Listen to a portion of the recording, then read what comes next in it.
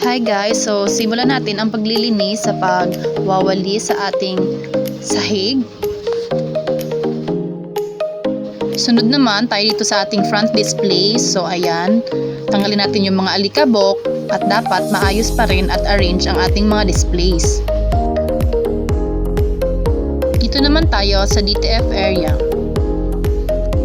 So kailangan talaga nating i-maintain ang paglilinis para maiwasan ang mga alikabok at para maiwas din tayo sa mga sipon at ubo.